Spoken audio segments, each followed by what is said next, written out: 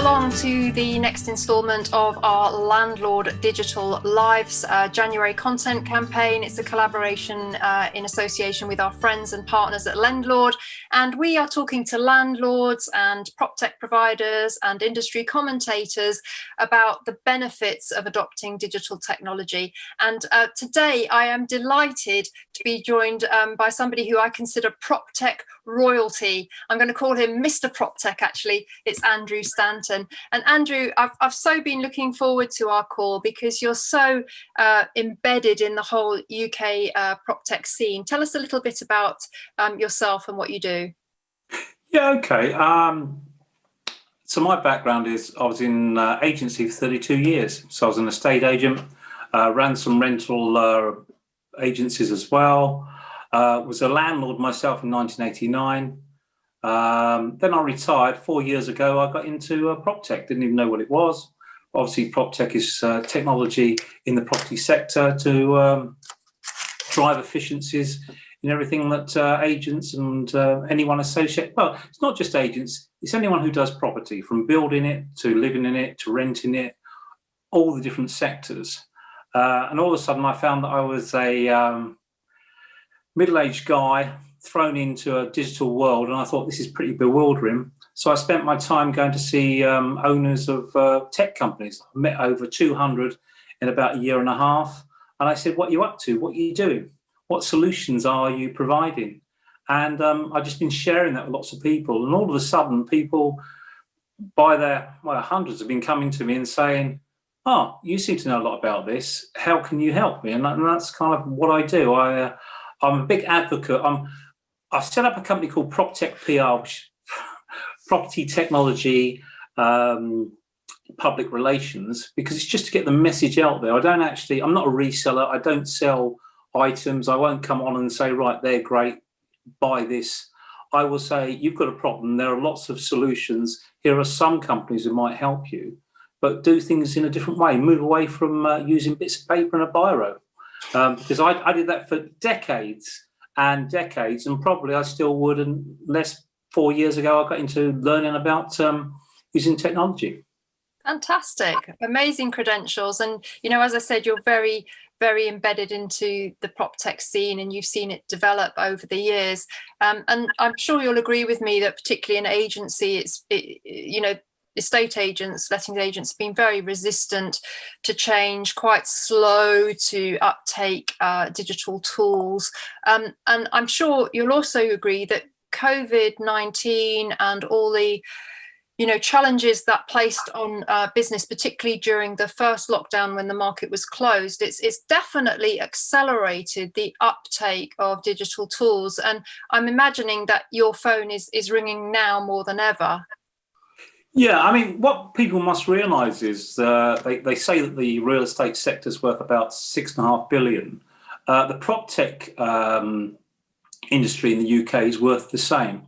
PropTech, New York is the centre of PropTech on the globe. London's second.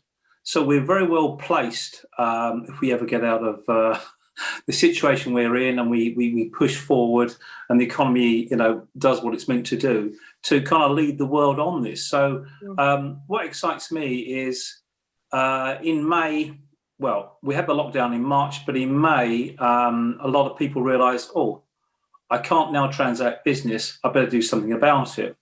And yes, I've been following it for 4 years, but I've seen in the last 6 months, I would say it's moved forward by 5 years. It's like Zoom. Zoom, in January last year, Zoom was used by 37,000 people. By November, it's used by 1.65 million people in the UK. So that's massive adoption. Why? Because everyone wanted to talk to each other. People wanted to do business.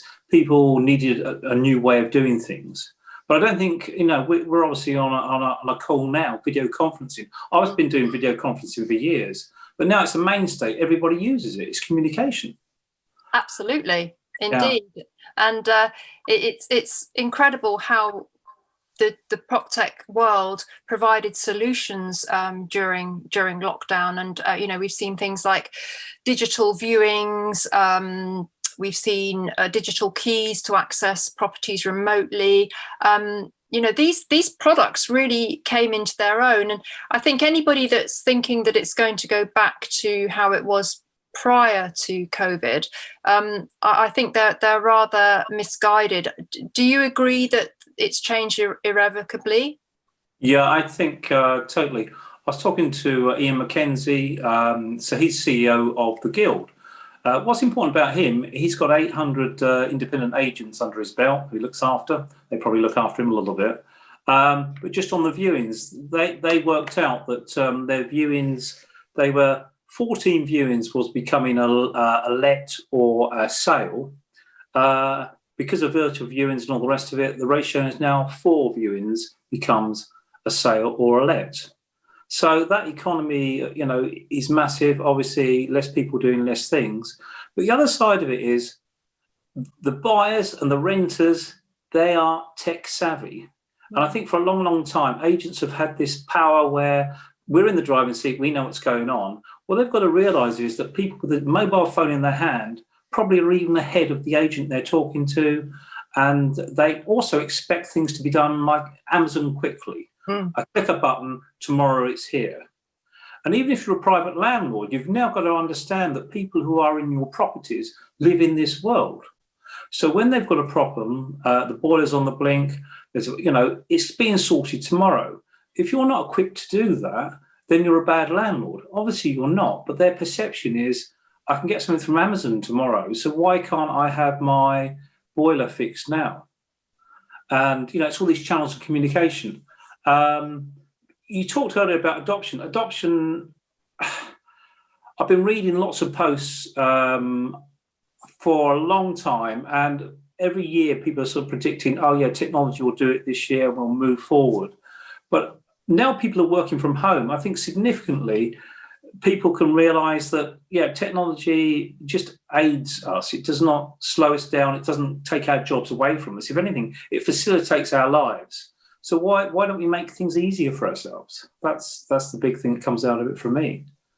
Definitely. And, you talk about virtual viewings and, some of our community have said, oh, well, I'm not going to expect a tenant to take a property on a virtual viewing alone. And I don't think anybody's suggesting that would happen unless the tenant was located abroad and couldn't physically view the property until the day that they had to move in. What I think we're saying is it's very often in these cases, it can act as a filter. And as you said, it's better to attend 4 physical viewings with 4 really hot leads that have already viewed the property online, rather than, having, 15 viewings, 5 of which won't even turn up. Yeah, I think there is that. I spoke to an agent today who said, though, that he was letting 40% of his stock virtually. That is to say, they were touring the properties, they were saying yes, and they were then taking the tenancy. Now, people go, well, that's mad. And he said, well, I don't shout about it. But he said, think of what that's saving me, Andrew. And he's also saying that the tenants in the properties are now taking, they're doing video tours to give to prospective tenants. And they said they're more candid about what the property has got and what it hasn't got. And he said that's worked out really well because they're getting good fits between the two. So there's lots of things going on there. I think technology, all people have got to think is things that I do with a bit of paper and a pen, I can do with a computer. It's not. What amazes me is in this space, everyone seems to think I do everything else digitally. I will buy things, sell things, do things, arrange my life. But when I become into this world, we do it a different way. And I think, well, that is just because we have. This is a big chance to resettle that and move it forward. Efficiency is a way of making more money. It's cutting down your costs, be you a landlord, but all sides of it. And I think at the end of the day, from referencing, I mean, if you look at the big things around rental, your maintenance is a huge, great thing, for instance. It's a massive, great sticking point. It's a problem for everybody. But now that the technology exists, You can outsource stuff. You know, there's so many different ways now that can be a very quick fix. It doesn't have to be the long, right, you've got a problem, here's a telephone call, this is the cost, shall we sort it out for you? And all it does is that thing needs to be fixed. Why don't we do it quickly, efficiently, at the best money, and then move on? Because if you're a landlord, you know you're going to have that cost. If you're a tenant, you know there's going to be a problem. If it's being managed, you know you've got to, you know, the property manager's got to deal with it. But if you did it in an efficient way and quickly, that's just done and dealt with. It doesn't kind of sit there as a task. Yeah, I mean, you know, as we all know, property managers sit there and all they do all day is have headaches. And I'm thinking, streamline it. You know, you're going to have that same problem this year. What I think one of the figures, 40% at any time, there's a maintenance issue on a rental property 40% of the time. It's something huge. I talked to an agent the other day. They had 1,000 units, and they said, yeah, you know, 400 of them of these properties have got something wrong with them, and we've got to deal with it. And they were kind of doing it half manually or kind of on an Excel sheet with elastic band. And I'm going, oh my God, you know, and they go, yeah, it drives us crazy. And I just thought, you know, you're a perfect example. Simplify it, make it easier for yourself. The trouble is investment. And the other side of it is, who do I trust? What system do I get? What should I be doing? Because of course, everyone says that they can solve your problem. And I think that's why I kind of get in demand, because people come to me and say, Andrew, I've got this at this budget. What should I be doing? The other thing really though about property technology is in all our lives. The government has actually said that artificial intelligence is the biggest problem for our society. Before, unfortunately, this pandemic came along, the big thinkers the big thinkers in government were saying the biggest problem we've got is artificial intelligence is changing how we do things in such a quick way that we're not too sure what type of jobs people will be doing. It didn't say people wouldn't have jobs. It just means the whole of everything is changing. And so this digital kind of revolution, which is called the fourth revolution, was going on, and it's just now crashing into the property sector. And all of a sudden, a lot of people are very hesitant and sort of saying, I mean, I'm here today, I'm wearing a shirt and a tie. I don't normally, but I'm representing the old guard of agent who don't really need it. Maybe I need it. And maybe I need efficiencies for, the payments. Obviously, a lot of people have digitized that side of it. But the rest of it is kind of, we've got people who can get on the phones, send emails and sort it. And I think, God, that belongs to another age. That's not where we are now. And if you think about it, businesses should be planning, where are we going to be in 5 years? What are our customers going to be expecting from us? And also, to be honest, what do the landlords expect from us? That's where they should position their businesses, because those businesses will grow. Totally agree with you 100%, Andrew. And, we look at, the one thing that is constant is change. And, there's many cliches out there saying that, if you're not moving forward, you're actually not standing still, you're going backwards. We are on the rising tide of adoption of tech through necessity now. And, I think a lot of landlords, certainly that I've spoken to, fear that, it's going to take away from the people element of property. And we all know that property is a people business. But of course, it doesn't do that. What it actually does is it blends people and technology together, creates connectivity, creates speed, creates efficiencies, and makes better outcomes for everybody. So I don't think landlords should fear becoming a digital landlord. There may be a little pain first as they start to understand the tools and how to use whichever platforms they choose to engage with. But once they've got over that hump, they won't ever go back. Yeah, I would totally agree with that. I've got several clients who are in the space of looking after tenants, shall we say. Because what tends to happen, obviously, is you've got a tenant in, they pay the rent, there is no problems, they're not forgotten, but they are there. And now people are sort of saying, well, if we listen to them, if we ask them how they are, if we ask them how things are, that is good for everybody. because at the end of the day, nobody wants a void in a property. At the same time, nobody wants problems. And at the moment, the National Residential Landlord Association have said in the last quarter of last year, 56% of landlords haven't had full payment of rent. Now, that's terrible. But if you've got communication with these people, it makes life easier. And people sort of say to me, well, if they haven't got the money, they haven't got the money. And I say, yes, I understand that. But isn't it better to have a dialogue? Because if you're in a rented property with your income going down, maybe you've been there a couple of years. But if there's some kind of dialogue going on, that's far easier to resolve a situation. Otherwise, you get, the other side of it, which is no communication, a difficult situation. And that's no good for the tenant who's in there. It's no good for the landlord.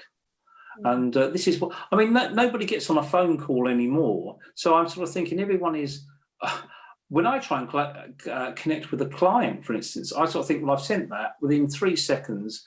Either they want to talk to me or do something with me or they don't. So what's different to having a tenant and having a system where you're communicating with them and sort of saying, are you okay and all the rest of it? And that's really what we should be looking, especially now, obviously, with COVID, because unfortunately, for the next 18 months, it's going to shift and change and there's going to be difficulties.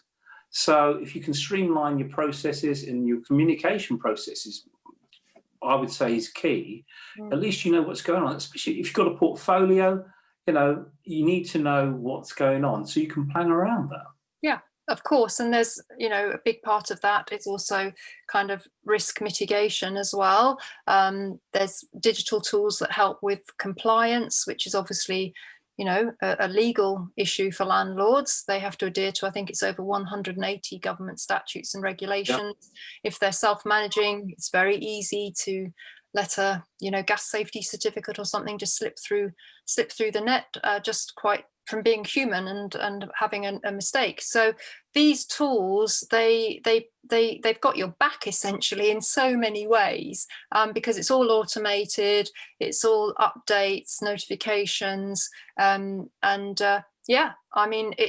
definitely mitigates risk, which I think in the current challenging times we're in, we've got enough kind of stress as it is to deal with. It definitely makes for an easier, less stressful landlord life, and you can do everything in one place. We like to say, if you've got portfolio management software, you can carry your portfolio in your pocket because it's all on your smartphone, all accessed anywhere in the world via the web. So so much to be said for it, Andrew. If we could just end by, I'll put you on the spot a little bit actually, if you could say the top 5 benefits of using PropTech and digital tools, what would they be? Well, the top 5 then. If you don't modernise, then probably moving forward, you're going to lose out because your tenant is going to be a tech-savvy person who's going to expect things to be done quickly. And if you're still using analog sort of systems, you're going to be behind the curve. You're going to be frustrating them. So that's number 1. Yep. Second, I would say is, as you've said, we run our lives now from this little digital thing on our hand, this prism with a bit of glass on it, and it tells us everything. If you're using technology, you're in control because you can manage everything from that, and you can monitor what's going on, and you can forward plan. So again, that's a big part of it. The other thing is, technology itself is doubling its reach every year. So a lot of these solutions are very inexpensive, and that's a major part. Software, software as a service, that's out there, but the solutions do not cost huge amounts of money. So I would say, cost is coming down, so adoption really should be there. I would say, what would be another benefit really? Well, I think technology, in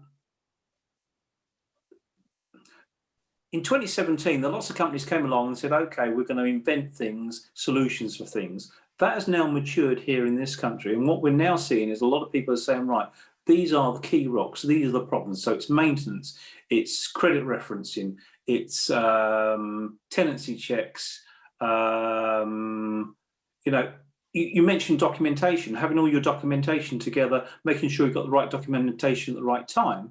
Let technology do that for you and cut out all this kind of heart attack. Oh, I need that, I haven't got that. And of course, the other side of that is, you know, unfortunately, you could be fined, you know, and legislated, you know, you could find yourself, you know, in court, which you don't really want. So it's, you know, even down to inventories. I mean, inventories now have moved a long way from people turning up with a clipboard, and that's good, but the information's there and can be immediately assembled by both sides and looked at. So, you know, it's kind of cut the hassle by digitizing it. That's kind of what I would say. Yes, I totally agree with you. And two things that immediately jumped out from what you said there about inventories highlight other benefits of digital technology, which is an audit trail, which is really, really important, and also transparency. And, you know, you mentioned earlier maintenance and repair software. Everybody's in on it, the tenant, the landlord, the contractor, the letting agent. It's all visible. There's an audit trail. You know, this contractor was contacted within 24 hours of your boiler breaking down. They gave us a quote, the landlord accepted it. So, you know, there's this, we could talk for ages, Andrew, because it is such an interesting topic, and I just don't think it's discussed enough, certainly within landlord tribes. And this is why we've been running this month of, you know, landlord digital lives to highlight it. Thank you for being such a wonderful contributor. Really enjoyed hearing your inputs, and it's very exciting times ahead for the sector. And, you know, you mentioned PropTech, two things just before we finish. I was very pleased to hear you say PropTech is very big in London, because that's good news for landlords who have properties in London, that you know, there's going to be a kind of PropTech hub there, propping up jobs and whatnot in the future. So you know, that's really interesting. And the second thing you said was that people are actually savvy, people are actually thinking 5 years ahead, not just, you know, addressing the problem that's facing them, you know, on the 12th of January as we record this interview. So it's really interesting to hear from people such as yourself, who's so immersed in the sector and can see those trends developing. Thank you very much, Vanessa, for inviting me to talk to you about what I know. But yeah, it's a vast topic, but I think basically talk to some people who have adopted some tech, and that's the best place to go, really. Go find some people who've done it, gone through the bit of pain, as you say, got to learn new stuff, and have come out the other side. Yeah, that would be my advice. Awesome. Well, I can't thank you enough, Andrew, for your contribution. We've been talking to Andrew Stanton of PropTech PR. And Andrew, I hope this is going to be the first of some more interviews with you, because I think you've got some wonderful insights to share. But for now, thank you very much for joining me at Property Tribes. Thank you very much. Take care. All right, bye.